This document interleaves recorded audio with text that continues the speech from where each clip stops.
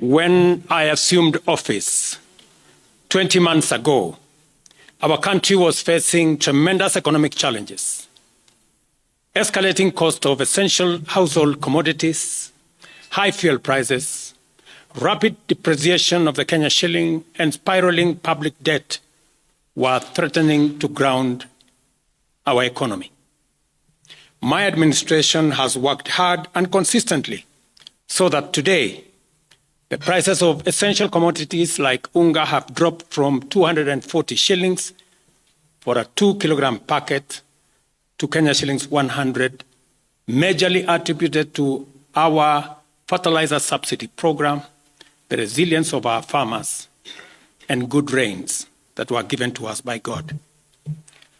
During the period, we reduced the price of fertilizer also from 7,500 to 2,500. Petrol prices have come down from a high of 217 to now 187 a litre. The shilling has strengthened against the dollar from a high of 165 to now 127, 128.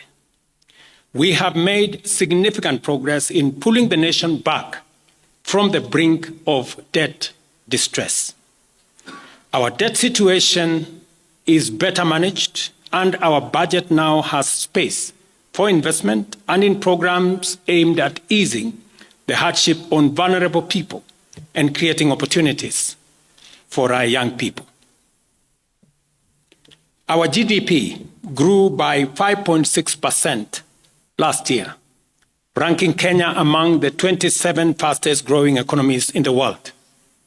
Our inflation figures have fallen from a high of 9 and 8 in May last year to 5% in April this year. It is instructive for the nation to know that for every 100 shillings we collect as taxes, we spend 61 shillings in debt service. We have paid Kenya's Eurobond debt that was borrowed in 2014 of $2 billion that has been hanging around our neck. We paid the last installment of $500 million last week.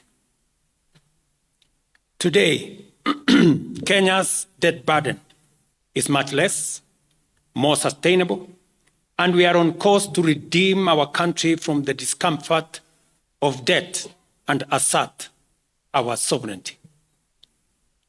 Early this year, Treasury had proposed a budget of 4.18 trillion. I did direct that it be reduced by 200 billion to come down to 3.99 trillion. The Finance Bill 2024, generated to actualize this budget, underwent public participation, which resulted to concessions by which we agreed to drop proposals on VAT on bread, motor vehicle circulation tax, VAT on locally manufactured diapers and sanitary pads, as well as excise duty on money transfer services, among others. The additional tax measures we had proposed in this year's finance bill were to raise money in the tune of 346 billion. When the concessions were made, subsequent to public participation that was undertaken by Parliament, that came down to 200 billion. I had made this proposal taking into account our situation and the priorities that are there. I want to thank the members of Parliament seated behind me and those who voted yes for identifying the priority areas of our nation because when I made the proposals to Parliament with my cabinet, we had certain critical priorities for the nation. Number one is our agriculture. We did make recommendation, and part of the money we were going to raise from the finance bill was 10 billion shillings that will go to fertilizer subsidy, 18 billion shillings that would go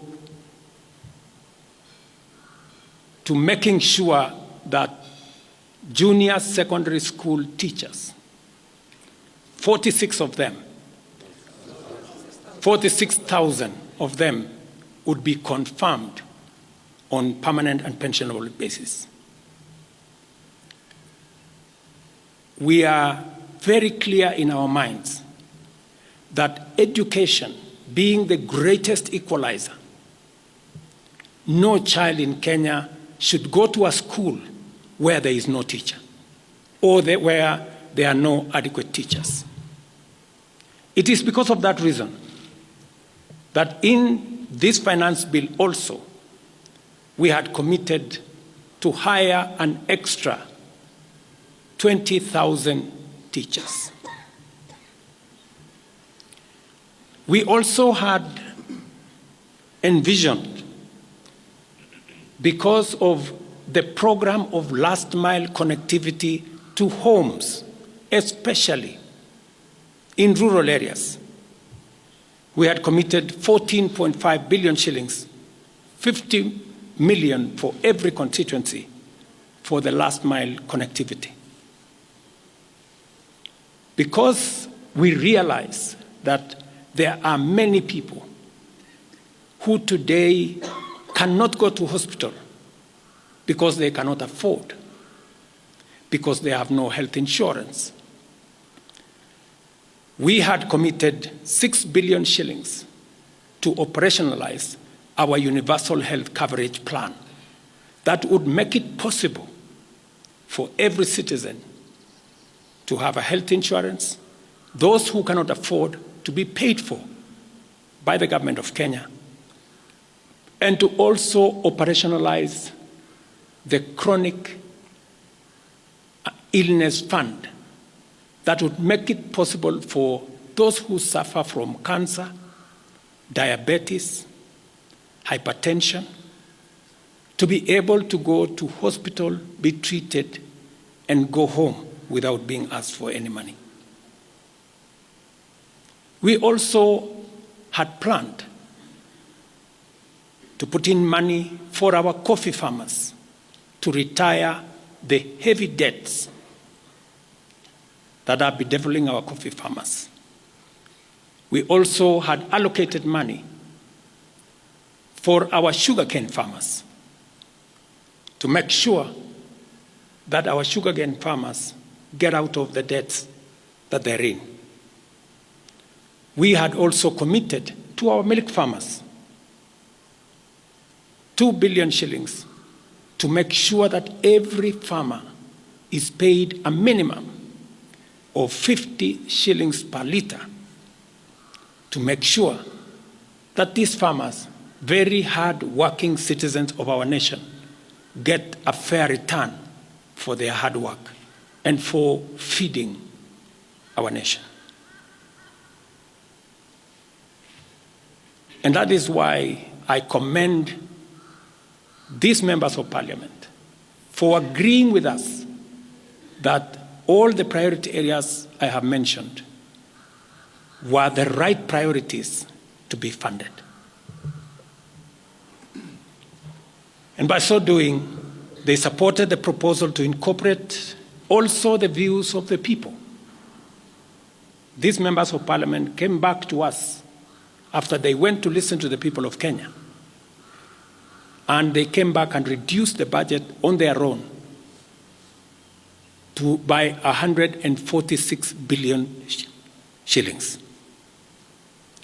Notwithstanding all these concessions, it has become evident that members of the public still insist on the need for us to make more concessions. And because I run a government, but I also lead people, and the people have spoken, I am grateful to all the members of the National Assembly who voted yesterday affirmatively for the Finance Bill 2024 as amended on the floor of the House to incorporate the views generated through public participation. And following the passage of the bill, the country witnessed widespread expression of dissatisfaction with the bill as passed, regrettably resulting in the loss of life, destruction of property, and desecration of constitutional institutions. On my own behalf, and on behalf of these members and many other Kenyans, I send my condolences to the families of those who lost their loved ones in this very unfortunate manner. Consequently, having reflected on the continuing conversation around the content of the Finance Bill 2024, and listening keenly to the people of Kenya who have said loudly that they want nothing to do with this Finance Bill 2024, I concede, and therefore I will not sign the 2024 Finance Bill, and it shall subsequently be withdrawn, and I have agreed with these members that that becomes our collective position.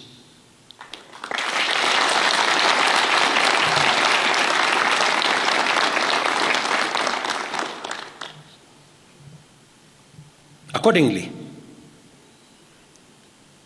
there is need for us as a nation to pick up from here and go into the future.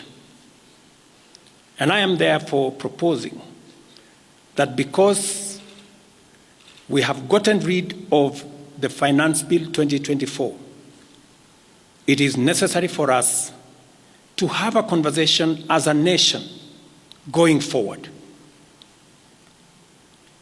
How do we manage the affairs of the country together? How do we manage our debt situation together? How do we work on the budget with the deficits that now exist together? And as I committed last Sunday, I will be proposing an engagement with the young people of our nation, our sons and daughters, for us to listen to them. As I said on Sunday, listen to their views, listen to their proposals, their ideas, their concerns, and what they think we should do better as we go forward. I am also recommending a multi-sectoral, bipartisan, multi-stakeholder engagement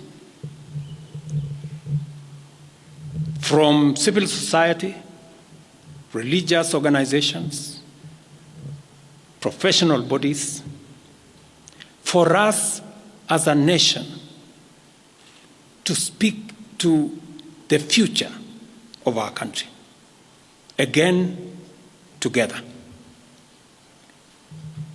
And this will be on matters that are contained in the bill and matters that the people of Kenya have canvassed in the conversation that has been going on.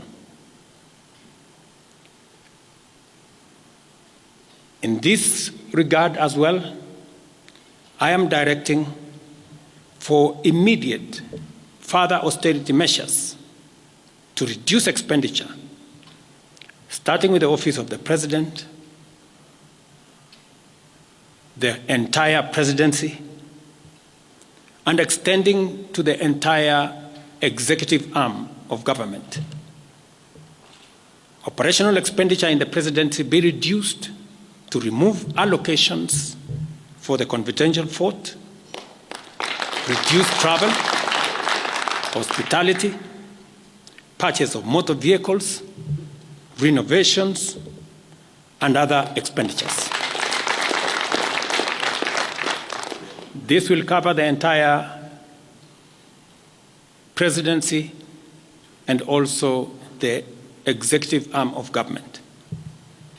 I also propose that equally, Parliament, the judiciary, and county governments, working with the National Treasury, also undertake budget cuts and austerity to ensure that we do live within our means, respecting the very loud message that is coming from the people of Kenya.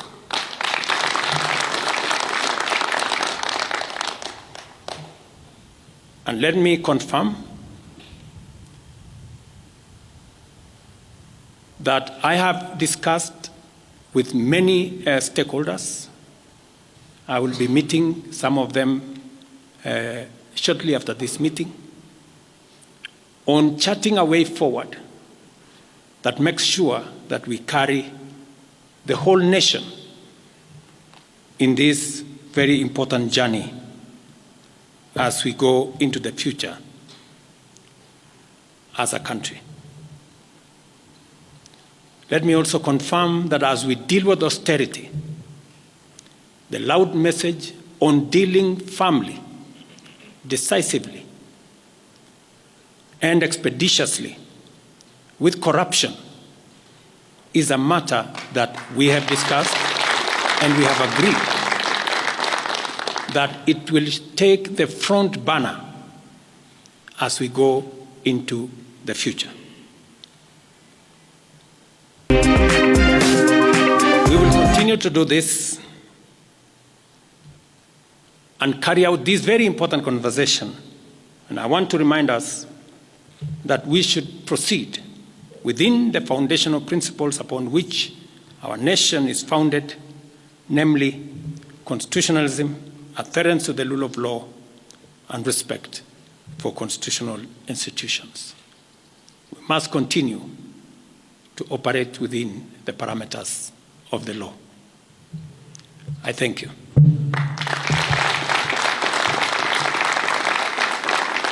I will take a few questions, 3 questions to be specific. Thank you, Your Excellency. And the first question will start with Elizabeth Mutuku from TV47. Good evening. My question is on young leaders from the Gen Z generation who were abducted yesterday and the day before yesterday. What happens to that? Second, there were young people who were killed during the demonstrations. What do you speak of that as the head of state? Thirdly, how do we move forward on the budget cuts, especially now that you've said that we're going to have austerity measures, yes, but how then do we secure development? Thank you very much. Please. No, it's okay.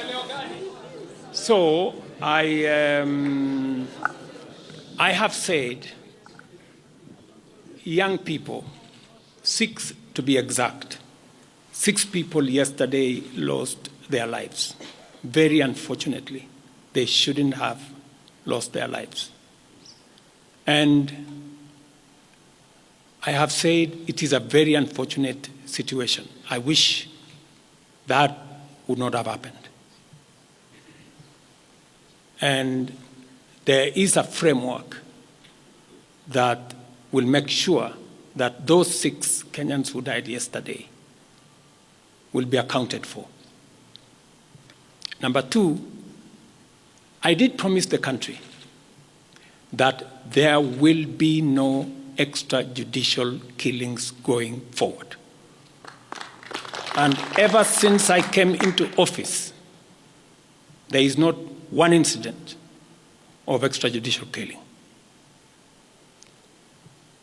what you said about abduction are statements that were attributed to some of our civil society groups, but all the people they mentioned have since been found in police custody, and those that were already processed were already released. On the matter of development that you have said, minus the finance bill, it means that some of the development programs amounting to 200 billion shillings, we will have to cut down, to delay them. They will have to wait, some of them, for next year. We will try it again. We will try next year to find some money. Some of them we will have to cancel, because that's the nature of things. And it is because the people of Kenya have spoken loudly that they want a leaner budget for us as a country. Question number 2. We'll take the next question from Busara, K24. Naam, swali langu la kwanza ni wazi kwamba matumaini ya vijana wa Gen Z na baadhi ya Wakenya kwa wabunge yamepungua kabisa ama hata yamepotea. Kwa hivyo kama rais, unachukua hatua gani kuhakikisha kwamba tunawahusisha vijana katika maamuzi muhimu, hasa katika masuala ambayo yanalenga taifa ama ujenzi wa taifa? Swali lingine, je, utahakikisha vipi uwazi katika mpango wako wa kupunguza matumizi serikalini? Maana umesema kwamba kuna austerity measures. Je, kutakuwa na transparency? Na swali la mwisho, ningependa kujua kama pengine kutakuwa na fidia kwa wale ambao walifariki, ama hususan kwa familia kwa wale ambao walifariki hapo jana, na je, serikali itasimamia malipo ya wale ambao hospitalini hivi sasa wanapokea matibabu kutokana na majeraha waliopata hapo jana? Asante. Thank you very much.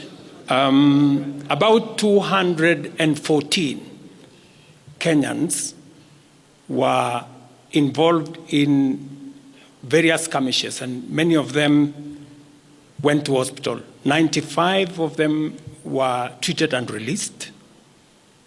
Some of them, I think one is still in ICU, and others, I think 14, the minister is here, are still in hospital. But majority of them were treated and released yesterday. As I have told you, on those who lost their lives, there will be a mechanism of how they will be accounted for. On the young people whom you have said, how do we listen to them? Let me say the following.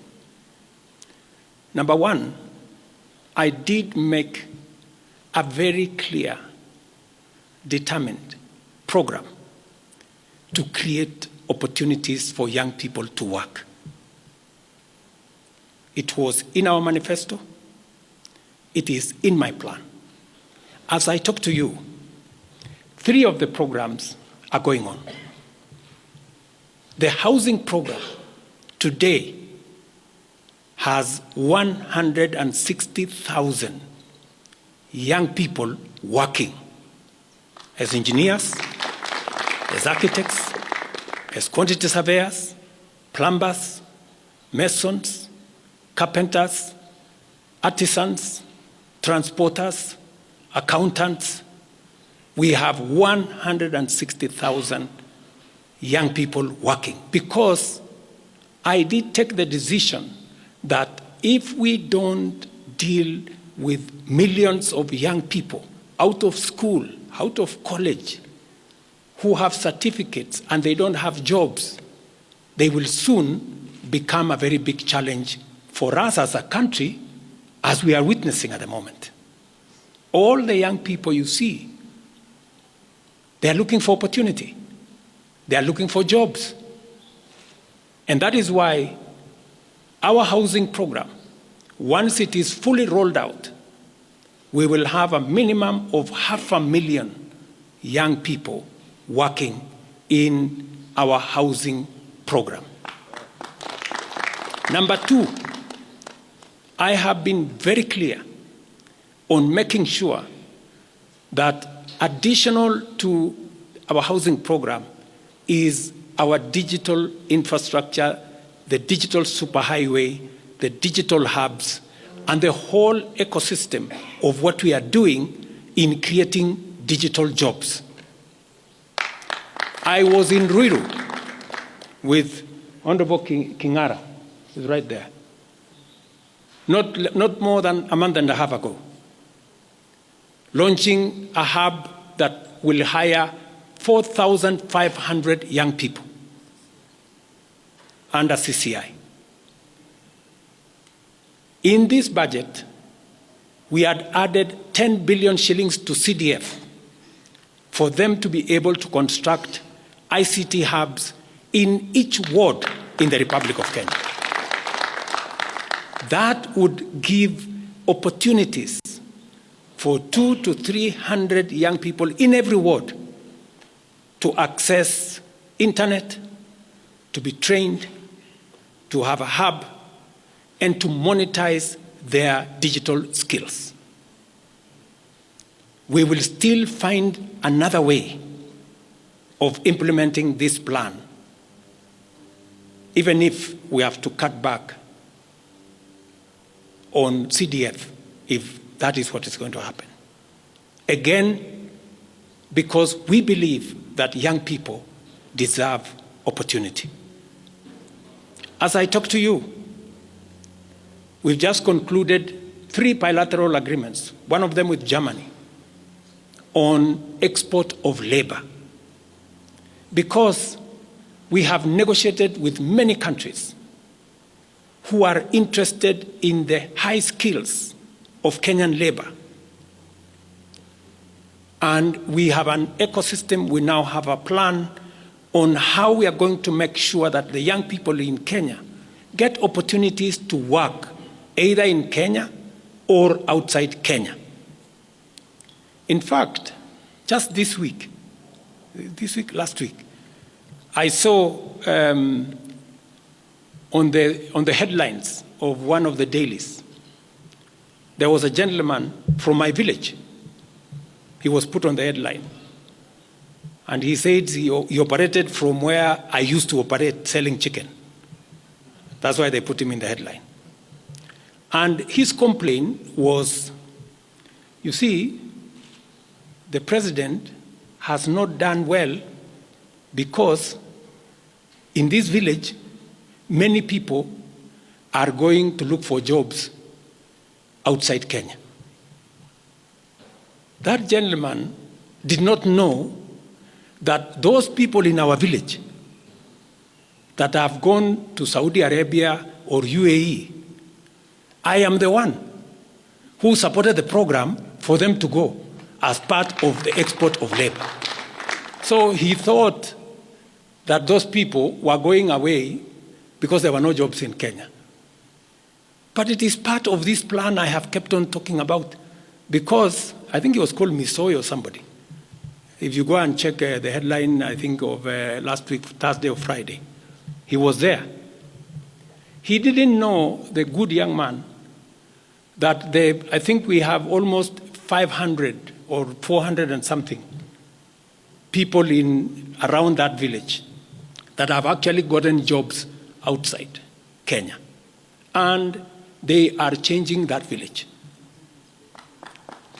And that is actually an admission by that gentleman that our plan on export of labor is working. And number two, that when we committed ourselves to making sure that we create opportunities for young people to work, we meant it. So we have a program on housing, we have a program on digital jobs, we have a program on export of labor, we have a program on the whole manufacturing sector. Let me give you another example. Now I'm talking this as a leader. We deliberately, last year, said we cannot continue to import products that we can manufacture in Kenya. One of them was clinker. cement, furniture, steel. What has happened the last 1 year? Very many, in fact 5 to be specific, companies have sought licenses in Kenya to do clinker, to do cement. And last year, because of what we did, we reduced the import of clinker by 95%. We saved foreign exchange, we created jobs locally. I was in West Pokot with my Minister for Industrialization. I'm sure the members of West Pokot, they are here. They were there with me in West Pokot, opening a clinker factory that now hires 2,500 young Kenyans, with another almost 2,000 as drivers, support staff. A big market now in West Pokot. Expanding manufacturing in Kenya is the right thing. And it is the reason why some of our policy interventions on matters like imported stuff that are being manufactured in Kenya. For example, we have said substandard, low quality imported sanitary pads from China and other places. How can they come into Kenya when we have 10 companies in Kenya hiring Kenyan young people? How can they come and compete here? All the products that we are manufacturing locally, we must protect our local industries so that they create jobs locally, so that they create opportunities locally. In this finance bill, you will also see that we have imposed duty on potatoes from Europe. Surely, how can we continue importing potatoes from Europe? And we have farmers right here in Kirinyaga. We have farmers right here in Nyandarua, in Molo, in Timau. How can we justify? How can anybody take offense that we have imposed duty on imported potatoes? We have put duty on imported eggs, on imported onions, because we must protect our local farmers. Every country does that. Every country does that.